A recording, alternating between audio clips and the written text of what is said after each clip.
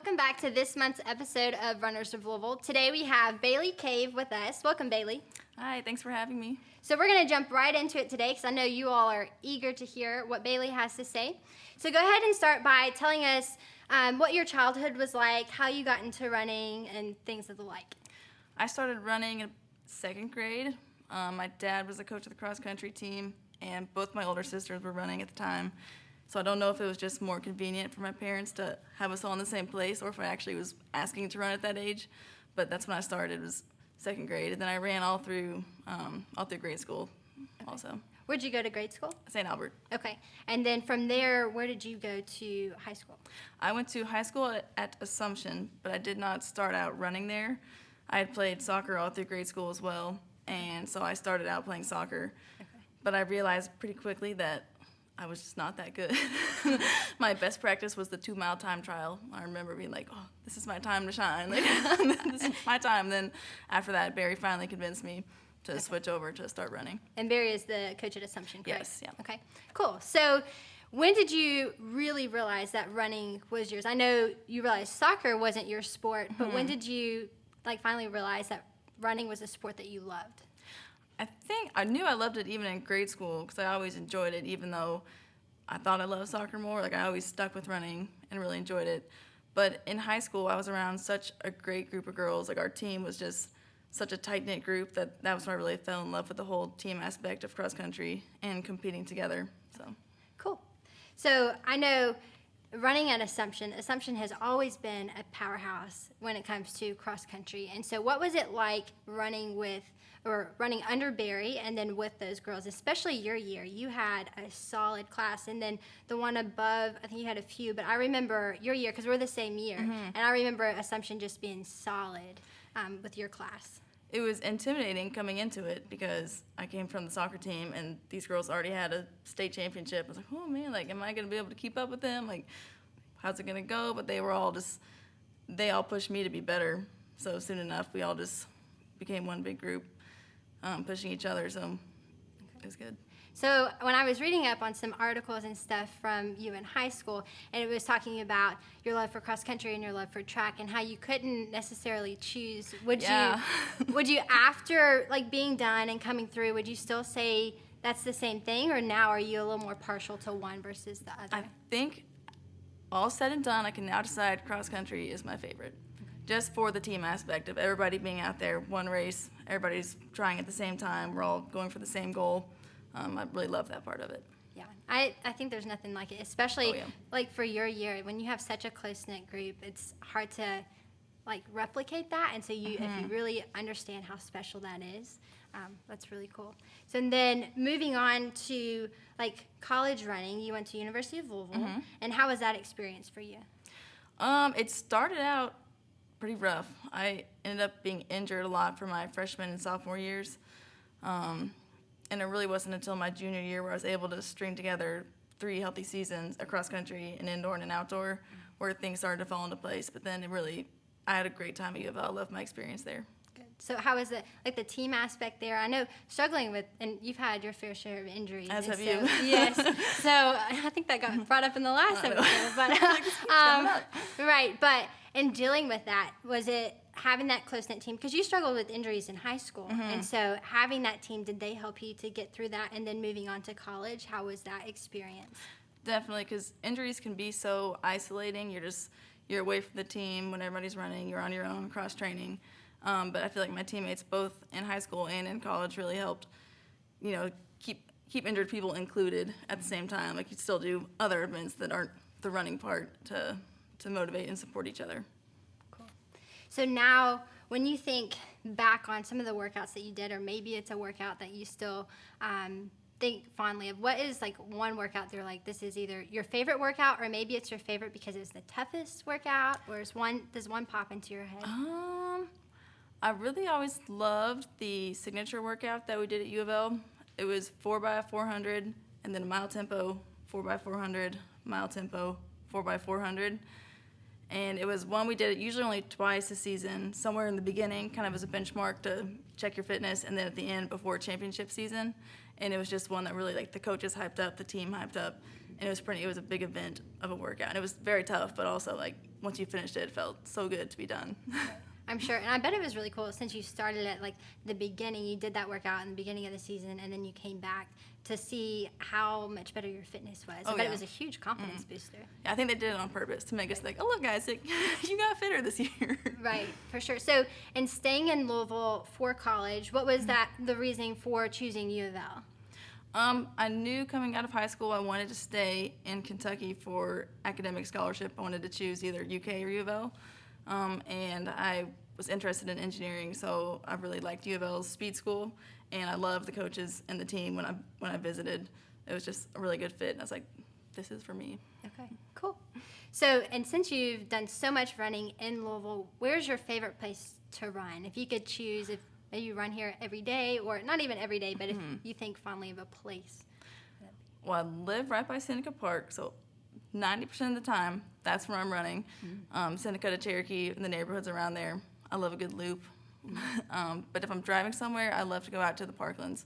That's really beautiful out there. Right, and now you cycle. Do you ever cycle at the parklands? Yeah. Okay. It's a great place. I was there this weekend, and it was just so nice because you can just go and not really have to worry about stopping at a red light or cars, and it's nice. Well, cool. So, what was it like running for a powerhouse such as Assumption in terms of like, I know we talked about the team aspect, but not just running with a group of girls like that, but being solid. Like y'all were competing either for state titles and then moving on to regionals and stuff like that. What was it like being part of such a successful team?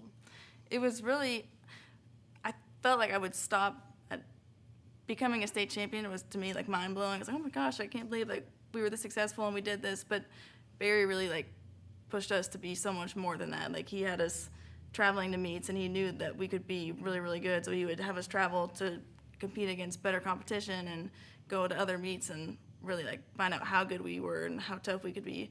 And so I really appreciate that he did that for us, because it just showed us all like what we were capable of.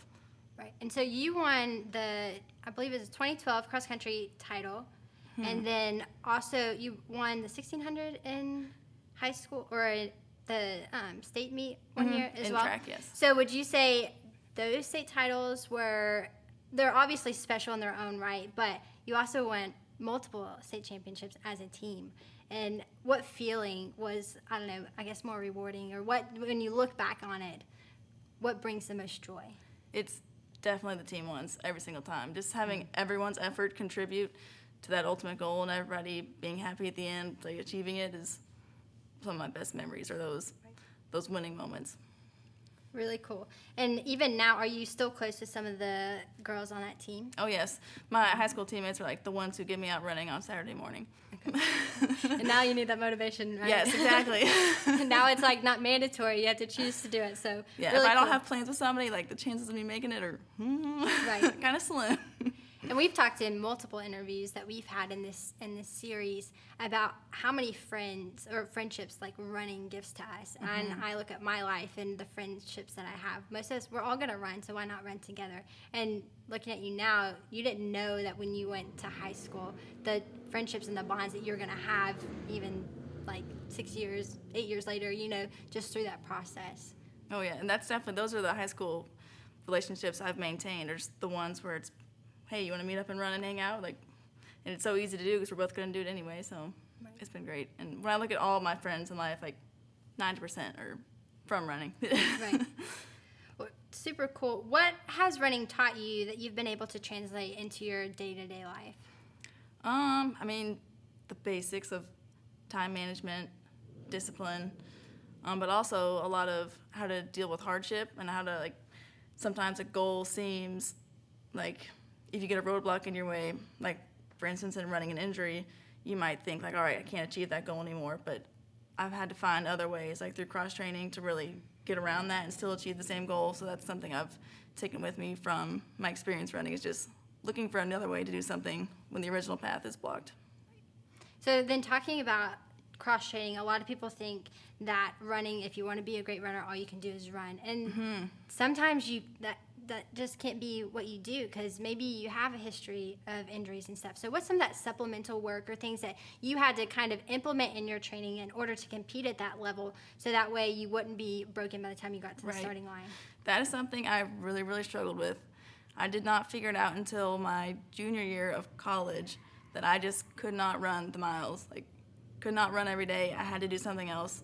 And my coaches were so awesome. They let me do my own thing. So I had a schedule where I would run 2 workouts during the week, run 1 run on the Ultra G, do my long run on the weekend, and then just cross-train for everything else. Cross-train for doubles, cross-train just on my days off. A lot of strength work, a lot of mobility work. But that was what worked for me. It was low mileage, but just getting the cardio work other places. And you still excelled. And I think that's what people really need to see is that not everyone can handle the mileage. You have some people that do 60 to 100-mile weeks, and that's fine, and they can do that. But there's also other people who can't, and that's the thing about running that's so unique is that you really can cater things to the individual, and it's great that you had coaches that were willing to do that because you ended up being a much better athlete and being able to compete because of that. Right, it was really cool. My coach almost had to convince me, and she's like, if you believe that the training you're doing is going to get you to your goal, like, it'll get you there. So I just had to convince myself, like, yes, this workout on the Ultra G is, like, just as good as what I would get out on land. Like, I had to really believe in it, and it helped me get my goals to do that. So what were some of your goals in college? And then the ones that you met, and then maybe some disappointment and how you kind of worked through that? Some of my favorite goals, team-wise, we were the first team in U of L's history, the first women's team to qualify for nationals. And I'll say that was such a long shot goal my freshman year. Like, I remember my freshman year coach saying, like, all right, like, if we're going to nationals, like, it's going to be it. And we ended up being 12th or 13th at ACC, so, like, in the region, out of 15 teams. And I don't even know what place, like, after that. Right. But then by my senior year, we were second at ACCs, and we ended up qualifying for nationals by just 1 point from the regional meet that year. And that was just like, that's probably my very favorite running memory is looking back on that and that was our whole team's accomplishment that year was huge. That is huge. I remember when y'all were going, because I haven't always been extremely, like, close with you. I know you, but your husband, Thomas, I grew up running with him, and so getting to hear your accomplishments through him or his family, and they always speak really highly of you, and so it's been cool to follow your journey, and then also competing against you in high school, so I always knew who you were, and we've always, like, talked and whatnot, but it was really cool to be able to kind of watch that progression, especially knowing all your injuries and all of that, and feeling for you in that, because obviously I've experienced a lot of those, but then when you're able to meet those goals, it's huge, and especially that team. So running is a difficult sport. What are some of the hurdles you've had to navigate when it comes to the sport besides the injuries? We've talked about that, but what's another hurdle that you've faced? The most recent one actually was nobody talks about how hard it is to go from being a college athlete to being just a regular person.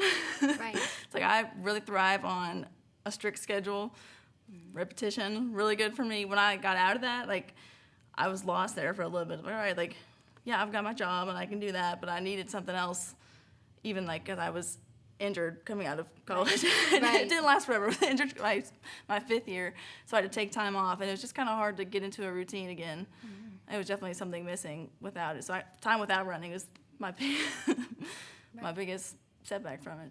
Yeah, it is true, and I think that's one thing that maybe the collegiate system could do a better job of, is they're preparing you for your career, right, and moving on to that, but especially as a collegiate athlete, and then moving on, they don't necessarily help you prepare for what it's like to not have a team, because most athletes have been doing this since some sports in some form or fashion since elementary school, and then when you're done, luckily with running you can still enter races and stuff, but it's different because you don't have that accountability of showing up to the park, Seneca Park at 7 a.m. and whatever it is, and so I think that's one way that the collegiate system could do a better job, and then I think a huge thing is the running community that you have and getting invested in that. But it's hard if maybe you move out of, like, the city or whatever that you went to school. But what are some things, are there some groups that you've gotten into? I know now you're coaching with Thompson Training, which is an exciting thing. So what about that is exciting to you, getting into the coaching realm? That has been awesome for me. Like I said, like, coming out of being an athlete was pretty difficult, and being a coach has been, like, so fun. Like, when I'm struggling to go out and get myself to run, like having practice is just the best thing. Like to go and like see these athletes who are young and excited about running and have these big goals. Like it's so fun just to see them work hard and want to work hard and push themselves. Have you always wanted to coach, or is this I haven't always wanted to. I think I was really had such a athlete mindset. I never really saw past it, but now that I'm doing it, like it is awesome. Right. I bet it's pretty fulfilling too. Like watching them, yes. you're so invested as a coach. Now, I think I don't know, because obviously I'm not a parent, but I think in coaching and then just supporting people and being so invested into that person, that athlete, there's just nothing like that. Oh, I never thought like my heart would be racing at a middle school race, but I'm out there like nervous before, like oh gosh, I hope it goes well, like very invested. And try not to show them that. I know, oh, like no, it's fine, ready. have fun, main thing, have fun out there. But inside I'm like, right, you're gonna do awesome. Right. So in our city, we've talked to some of them. There have been a lot of people in Louisville who've been either big in the sport or have had a big impact on our sport. So who are some people that have impacted your running career in Louisville? Well, definitely anybody who was around our age when we were in school. Like, that was such a big part of. We were all spread out all in different places, but you can always see like social media. You see how everybody does like on a race weekend, like check every result, and we've got people all from Louisville and all different schools. Just like seeing how everybody's doing was really cool. And then any person who ever runs down Dayton Avenue on a Saturday morning has motivated me, because we can look out the window and I'm sitting on my couch thinking, should I go run? That helps me. I say, oh yeah, all right, okay, that was like 10 people I know. I should probably get up and go get my run in. Pretty soon they might be knocking on my door. I know. We don't see you yet. We're Some people do yell like, hey. That's funny. So growing up in the sport, where you talked to about the female athlete triad and how that affects female runners. Definitely. I had my first stress fracture in high school. It was a femoral stress fracture, and that was like red flag. Like, all right, it's a big bone. I heard it repeated to me because I had many stress fractures all throughout. But eventually, it clicked, and I realized the importance of balance, proper nutrition, doing all the small things. Like, it's very important. So if you could go back to your former, not your former self, but if you could go back to your younger years, what's one thing that you wish that you could tell yourself then? Or maybe one of the kids that you're coaching, think about in that aspect. If you can teach them one lesson that you've learned to save them from something that you went through. I'd probably say it's not always going to be easy, not what you expect, and it's not always going to be linear. Like, success isn't just PR. Like, it's PR down a little bit, maybe PR, like injury, time off, and it's not always a straight shot to reach your goals, but that doesn't mean you should give up on them or try something else.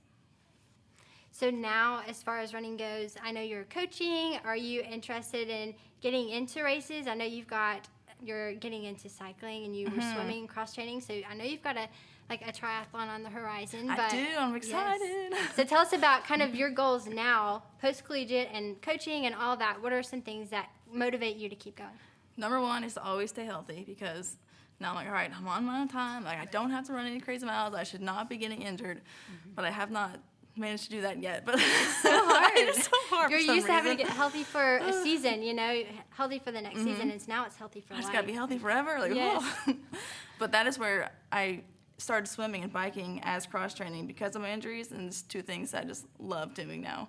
So I swim regularly, bike regularly, and incorporate that with my running, and that's where I kind of thought, I did my first triathlon in 2017 maybe, and it was just so much fun, like so fun. Right. And so I'm really excited to do another. Right. And I don't know if my running time will be faster, but I'll try to make up for it in the swim and bike. Okay. Because now you've been doing that so much. Yeah. Yeah. What used to be your strength now, you're like, I'll just turn to the swim and the bike, which I'm sure you never thought you'd say. So. I know. I didn't think I'd be leaning on those two, but I might be. Right. All right, so we're kind of going to switch to like a segment of like this or that. So Okay. I'm going to ask you a few questions, or ask you this or that, and then tell me which one you would choose and then why. So just a few here. So long run or workout? Definitely long run. Those are my favorite. I've always said, like, I'm not warmed up until about 4 miles in, so long run for sure. Sound like those older people. I know. I know. They're all like, oh, you got to give me, my dad always tells me, all right, Yeah. Allie, you got to give me 2 miles to warm up and then I'll be ready to go. And I'm like, So- Dad, no, me too. Like, I need that. I need that time. Yes. So trails or roads? Um, Have you gotten into any of the trails? Definitely trails. Okay. I love soft surface. Okay. Keep the injuries away. Right, for sure. Do you like running trails in the summer, or are you more of a fall? Probably running. fall. I avoid them spider season. Yes. I was wondering if you were Yeah. the same. I'm like, I don't like running and having to pull the. Yeah. Or I just wait until like some mountain bikers have gone through and like they've Yes. got the webs all over them. Then I'm like, all right, the Yeah. coast is clear. And that's a great thing about living by Seneca is you have the trails or you have all the like the roads and whatnot. So a lot of options there. So in racing, would you choose flats or spikes? On the track, always spikes, roads, flats. And then would you choose to run the same route with friends for the rest of your life or run solo but whatever route you want? Oh my gosh, definitely the same route with friends. No, if I'm by myself, like I will get bored. Right. Running with friends is the best part of running. Yeah, I 100% agree. And at least if the route doesn't change, the conversation changes. Oh, So yeah. you're at least getting something Yeah, different. that'll be different every day. So are you a summer runner or a winter runner if you could? 100% summer. Summer? Yes, I hate being cold. Oh, yeah. I'd rather it be like it is right now, like hot and humid, and I'll take that over cold any day. All right, so that's all the questions I have for you. Do you have anything that you want to tell us or advice to any runners who may be watching or encouragement or? I guess just thanks for having me here, and thanks to just the Louisville running community for being so supportive and so great and such an inspiration, really. All right, well, thank you. Thanks.